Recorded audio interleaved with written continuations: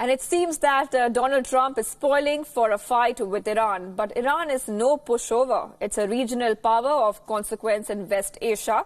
Iran's resistance economy has weathered many a crisis, including crippling United States sanctions for decades. Washington's carrot and stick policy is not likely to work with Iranians. But then, is there even a carrot at the end of that stick? Here's a report. Iran celebrated the 40th anniversary of Islamic Revolution in February this year. But the celebrations marking the occasion were held amid mounting economic and political pressure. In May last year, Trump pulled the United States out of the Iran nuclear deal and reimposed sanctions on Tehran.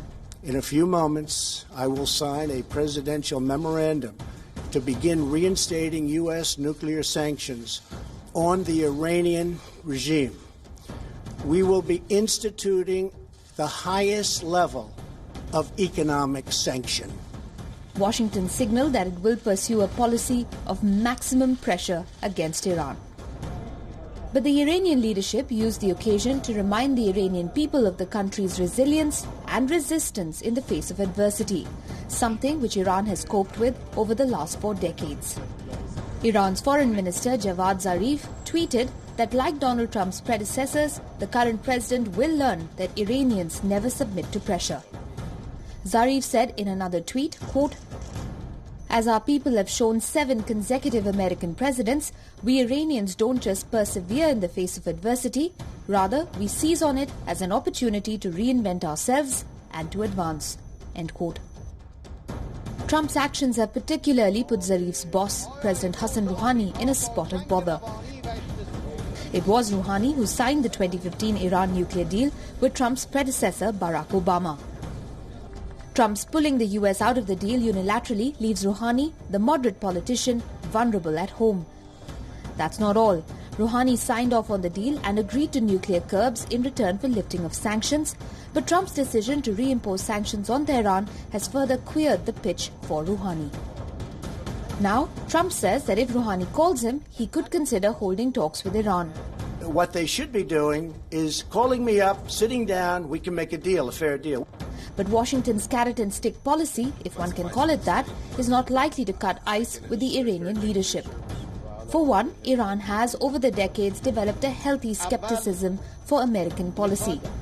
2, Trump's decisions have split Washington's transatlantic alliance with its European allies.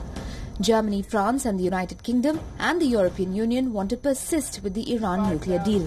Together, they believe that the world is better off with a deal than without it. And 3, China, Russia, India and Turkey, which were given an American waiver for importing oil from Iran till May this year, are exploring alternative payment mechanisms for Iranian oil. In the past, India has paid for Iranian oil through barter. It has also routed the payments via the Halk Bank of Turkey or the Germany-based European Iranian Bank. Non-dollar trade is another option on the table. The EU has what is known as INSTEX, or the Instrument for Trade and Exchanges, which could facilitate trade with Iran without inviting American sanctions. Trump's Iran policy could undo whatever little progress he has been able to make with North Korea. For an American president in search of foreign policy success, Trump ignores, willfully some would say, that the road to peace on the Korean peninsula passes through Iran. Kim Jong-un is watching how Trump is treating Rouhani, and he would be making notes. Kim wouldn't want to enter into a pact with the US only to see it renege on the deal. Bureau Report, WION, World is One.